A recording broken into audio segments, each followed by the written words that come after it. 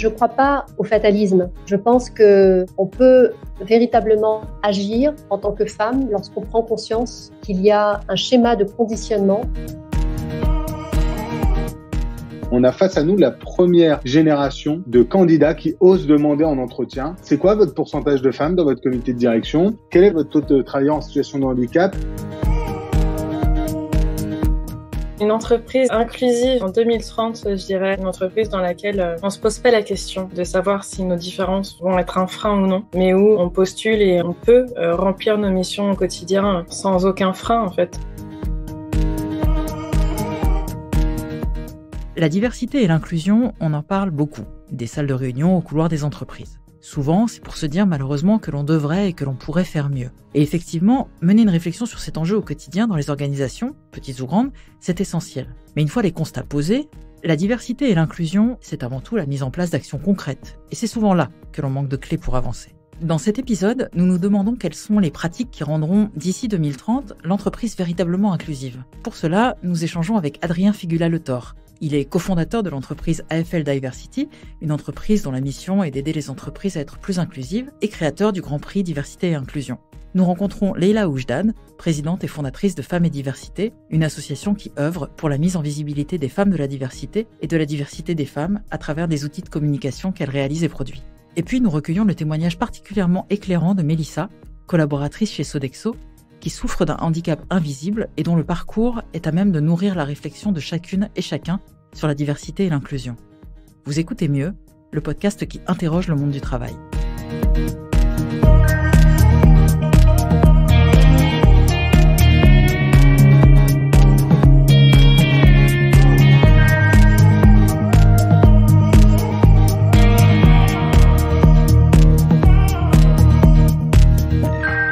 C'est avec Leila Oujdan que nous démarrons notre réflexion sur la diversité et l'inclusion et l'amorce de ce que pourrait être l'entreprise inclusive de 2030. Leila Oujdan est présidente et fondatrice de Femmes et Diversité, une association qui œuvre pour la mise en visibilité des femmes de la diversité et de la diversité des femmes. Je ne crois pas au fatalisme. Je pense qu'on peut véritablement agir en tant que femme lorsqu'on prend conscience qu'il y a un schéma de conditionnement et que ce schéma de conditionnement, on peut le déconstruire, en fait. Et c'est tout l'intérêt de ce que je propose. Moi, je le fais à travers l'image parce que je pense que l'image véhicule une nouvelle réalité. Lorsque vous voyez quelque chose, vous pouvez pas dire que ça n'existe pas parce que vous le voyez. Donc, le fait de montrer qu'il y a des femmes qui osent aller vers leurs rêves, de montrer comment les femmes prennent finalement le pouvoir d'agir sur leur propre réalité, de montrer que des femmes sont solidaires, eh bien, ça donne une impulsion pour ces femmes qui n'osent pas aller, justement, poser et régler les problématiques. Est-ce que l'entreprise agit concrètement aujourd'hui ? Nous avons posé la question à notre invité.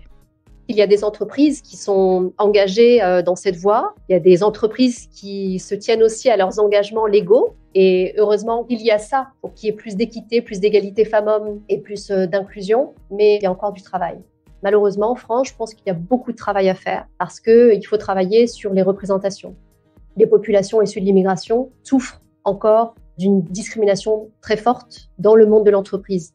L'équité femmes-hommes, elle n'est pas du tout respectée dans le monde de l'entreprise. Les femmes qui choisissent d'avoir un enfant, qui choisissent d'avoir un changement de carrière, qui reviennent au travail, sont souvent placardisées. Les femmes souffrent de burn-out de manière beaucoup plus importante que les hommes. Le burn-out est une conséquence de la charge mentale accumulée de ces femmes. Nous avons également demandé à Adrien Figula-Letor son état des lieux en matière de diversité et d'inclusion. Il y a 2 ans, Adrien a fondé avec son mari Fabien AFL Diversity pour aider les entreprises à être plus inclusives. Au travers de formations, de workshops, en mobilisant l'intelligence collective, il rend les collaborateurs acteurs de la transformation positive et durable de leur entreprise. Pour lui, la diversité est un sujet qui est effectivement loin d'être réglé. Pour autant, il le voit de plus en plus présent dans les organisations. Le sujet est vraiment en train de monter ces dernières années, donc l'entreprise s'organise. L'entreprise met en place de plus en plus des plans d'action. Elle ne s'arrête plus à juste signer des chartes et faire preuve de bonne volonté sur le sujet. Je pense que l'entreprise est véritablement passée à l'action à travers la mise en place de formations, d'outils de sensibilisation, des partenariats aussi avec des associations, puisque les associations font énormément dans cet écosystème. Et on a, nous, un rôle assez essentiel entre justement l'entreprise et l'association pour permettre à ces deux mondes qui sont parfois très loin l'un de l'autre de pouvoir se comprendre, de parler le même discours. Notre valeur ajoutée, c'est vraiment de comprendre là où en est l'entreprise, de définir avec elle là où elle veut aller demain, et puis du coup de pouvoir construire, de recommander tout un programme pour les aider à passer à l'action. Pour Adrien Figula-Le Thor, l'idée est d'agir et d'avoir au départ une véritable prise de conscience. C'est OK en fait de pas savoir, de pas se rendre compte de nos propres biais. C'est ce qui construit l'humain. C'est juste en prendre conscience pour corriger ça et faire que, par exemple, des inégalités qui ont été faites auprès des femmes pendant des centaines d'années, on n'est pas en train de dire que maintenant il faut privilégier les femmes et que les hommes ne vont plus évoluer pour les 30 prochaines années ou 50 prochaines années, mais bien de rééquilibrer, de remettre la compétence aussi au cœur du sujet. Pour se dire, on recrute pas une femme parce que c'est une femme, on recrute une femme parce qu'elle a les mêmes compétences. Sauf qu'avant, on privilégiait un homme parce qu'on se disait que la femme, elle a des enfants ou elle a pas encore d'enfants, donc elle va en avoir. Et en fait, voilà, ça, on a toutes et tous ces lunettes-là, et aborder ces sujets en entreprise, c'est permettre d'enlever ces lunettes-là et de pouvoir corriger la vue pour avoir une vision réelle de notre société et de la société qu'on veut toutes et tous demain. L'égalité femmes-hommes est l'un des enjeux de la diversité et de l'inclusion. Nous avons souhaité, en parallèle, entendre le témoignage d'une collaboratrice qui, parce qu'elle est touchée par le handicap, vit au quotidien une autre forme de diversité. Elle s'appelle Mélissa, elle a 37 ans et travaille chez Sodexo. J'ai eu un accident de voiture en 2015, juste avant la rentrée scolaire. J'ai eu ce qu'on appelle un coup du lapin. Après plusieurs rendez-vous médicaux, entretiens avec des chirurgiens, on en est venu à la conclusion qu'il fallait que je me fasse opérer pour poser une prothèse au milieu du cou, pour faire simple.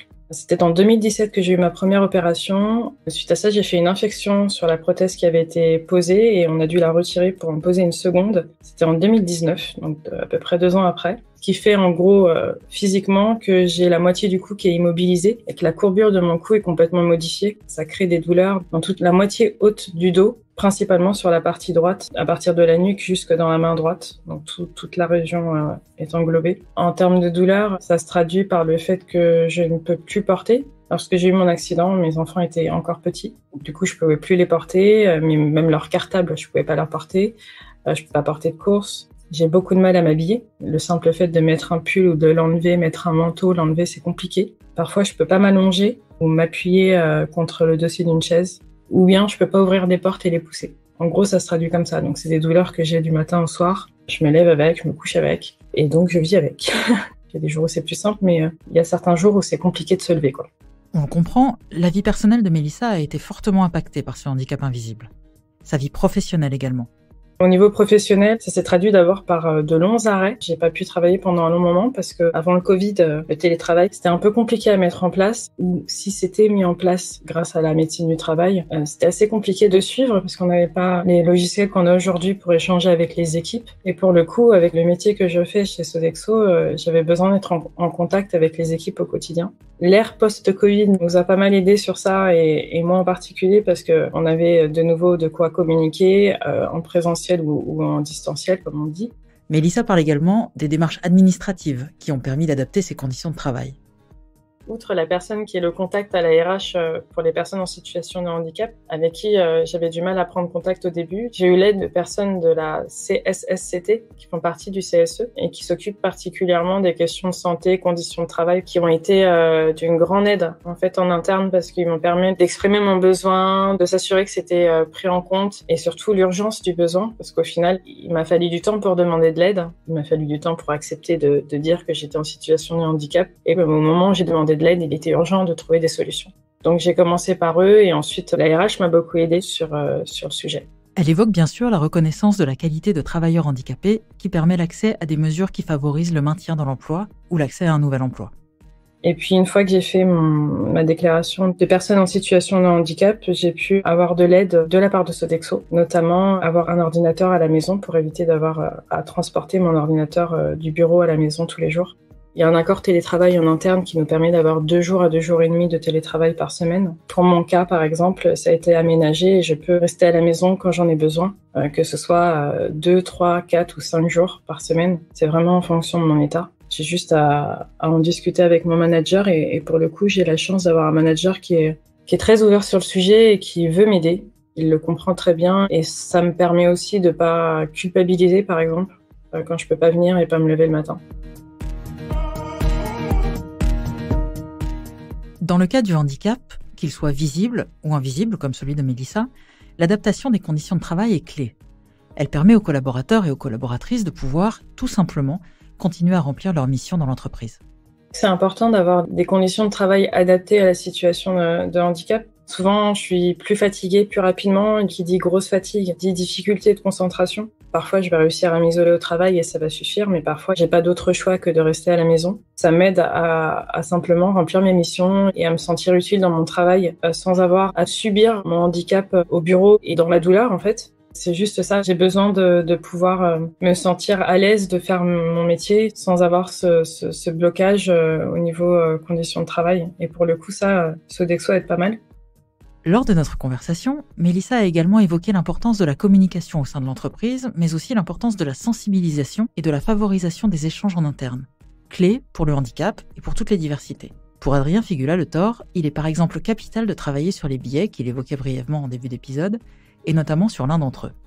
Le biais, c'est vraiment un sujet central dans la diversité et l'inclusion parce que, encore une fois, c'est OK d'être inconfortable avec des sujets parce qu'on a tous nos biais et qu'on est tous nés avec ça. On travaille avec des docteurs en neurosciences qui viennent animer pour nous des ateliers chez des clients pour faire prendre conscience de ces biais. Ils sont nombreux. Le premier, qui est le biais de catégorisation, qui fait que dans 99% des cas, il nous sauve la vie et il fait que notre vie est facile parce que notre cerveau va très vite et catégorise les choses. Sauf que quand il catégorise les choses, il est aussi amené à avoir des stéréotypes et donc des préjugés et à catégoriser les personnes, soit avec lesquelles il va travailler, soit qu'il va recruter, soit qu'il va manager. Et donc ça, si on n'en parle pas et si on ne forme pas les collaborateurs, les managers et les RH, on fait des erreurs. On fait tous des erreurs. Le tout, c'est d'en prendre conscience et de travailler dessus. Et à en croire notre invité, il n'y a pas que les grands groupes qui doivent travailler sur le sujet de la diversité et de l'inclusion. On en parle beaucoup avec des incubateurs comme BPI ou autres, où en échangeant avec eux, on se rend compte qu'en fait, même les startups reproduisent juste les mêmes erreurs ou les mêmes modèles que les entreprises historiques. Et que quand on regarde la photo des 20 ou 30 premiers salariés d'une startup, malheureusement, ils sont souvent blancs, ils ont souvent le même milieu social, ils viennent souvent des mêmes écoles. Et donc, on reproduit. Et c'est OK, en fait, parce que ce sont nos biais et qu'on doit justement en prendre conscience pour lutter contre ça et pour changer ça. On dit beaucoup qu'il faut être confortable d'être inconfortable sur ces sujets-là. Et pour en prendre conscience, des outils existent. Il y a pour ça un outil très intéressant, la fresque de la diversité.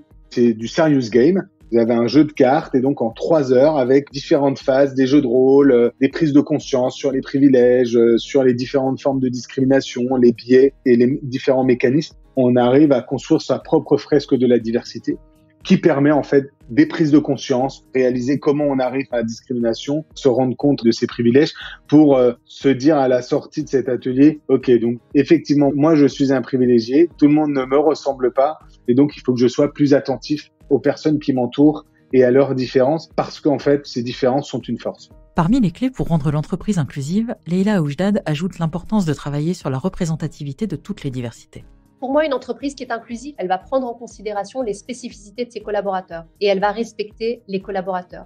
Que ce soit une femme issue de la diversité, que ce soit un homme qui souffre d'un handicap, quelles que soient les minorités ou la diversité, elle prend en considération les spécificités de ses collaborateurs. Et s'il manque dans son entreprise des populations qui sont dans la société, il faut absolument aller les recruter. Pourquoi ? Parce que pour moi, l'entreprise doit être le miroir de la société, en quelque sorte. Parce que comme on se comporte dans une entreprise, on se comportera en société. C'est une continuation naturelle. Elle parle également de l'importance de mettre en avant des personnes inspirantes. Il faut montrer les modèles de réussite de toutes les diversités. C'est très important parce que on rend cela ordinaire. En les mettant en lumière, ils font partie de l'inconscient collectif. Et c'est ça qu'il faut aller chercher. À travers l'image, on peut changer de paradigme. Chose qui n'est pas toujours facile dans le monde de l'entreprise parce que c'est un lieu de pouvoir. Après l'école, l'entreprise est un lieu de pouvoir. Et il y a beaucoup de choses qui se jouent en termes d'égalité et de mixité. Enfin, parmi les clés évoquées par les personnes que nous avons interviewées, Adrien Figula-Le Thor évoque la mise en place d'indicateurs de mesure de performance. Qui ne se mesure pas, n'évolue pas, mettre en place des indicateurs de mesure de la performance sur ces enjeux sociétaux en entreprise. Et en plus, on se rend compte que c'est pas une montagne. Le pilier environnemental de la RSE est peut-être et certainement beaucoup plus compliqué en termes de résultats visibles que le pilier sociétal sur lequel nous on travaille avec la diversité et l'inclusion. Parce que finalement, quand on commence à ouvrir ce sujet en entreprise, quand on commence à parler d'égalité entre les femmes et les hommes, quand on commence à parler d'inclusion des salariés LGBT et du fait que, en créant un environnement inclusif, chaque salarié peut se sentir à l'aise comme il est, etc. Quand on commence à parler du fait que 80% des handicaps sont invisibles et que c'est pas être en fauteuil roulant seulement qu'être handicapé et que la maladie de Crohn, le diabète, un cancer, ce sont des handicaps et donc on peut les compenser en entreprise. Quand on commence finalement à aborder ce sujet-là et à libérer la parole en entreprise, on voit en fait très directement l'impact et l'évolution de l'entreprise sur ces sujets-là. Alors, elle ressemblera à quoi l'entreprise de demain ? L'entreprise inclusive telle qu'on la souhaite à horizon 2030. Leïla Oujdad imagine une entreprise qui doit aller en dehors de ses murs pour être encore plus impactante. L'entreprise a une responsabilité en dehors des murs de son entreprise. C'est-à-dire que la mixité passe incontestablement par le fait de déconstruire les clichés qu'on peut avoir sur telle ou telle personne, tel type de personne ou tel type de métier. Une industrie masculine a la responsabilité de faire connaître ces métiers auprès de la jeunesse féminine pour déconstruire les conditionnements, les biais cognitifs qu'on peut avoir sur tel ou tel métier. C'est ça, être inclusif. C'est sortir de ces murs, s'inspirer de ce que les autres pays font. C'est de reconnaître que nous avons aussi des choses à revoir, d'aller aussi auprès de cette jeunesse pour leur dire « nous vous incluons dans nos métiers ». Parce qu'il n'y a pas de métier masculin, il n'y a pas de métier féminin. Déconstruire à l'intérieur de l'entreprise, c'est une chose et c'est très important, mais je pense que notre jeunesse a besoin de sentir que les entreprises qui les accueilleront demain, les accueilleront parce qu'ils auront fait le travail de bienvenue. Pour Adrien Figula-Le Thor, c'est une entreprise qui agit dès aujourd'hui, car elle sait qu'elle recrute et recrutera des jeunes pour qui la diversité et l'inclusion sont des enjeux majeurs et qui ne font que grandir. L'heure n'est plus au blabla et aux stratégies, l'heure est au plan d'action concret, à l'engagement concret des dirigeants aussi. Ils doivent prendre la parole devant leurs salariés pour dire que l'entreprise dans laquelle les collaboratrices et les collaborateurs évoluent, c'est une entreprise inclusive pour toutes les diversités, que quelle que soit sa couleur de peau, quelle que soit son origine sociale, quelle que soit son orientation sexuelle ou son identité de genre, tout le monde est bienvenu dans l'entreprise et tout le monde est en sécurité pour évoluer dans l'entreprise. Et pour lui, les entreprises et les recruteurs n'ont qu'à bien se tenir.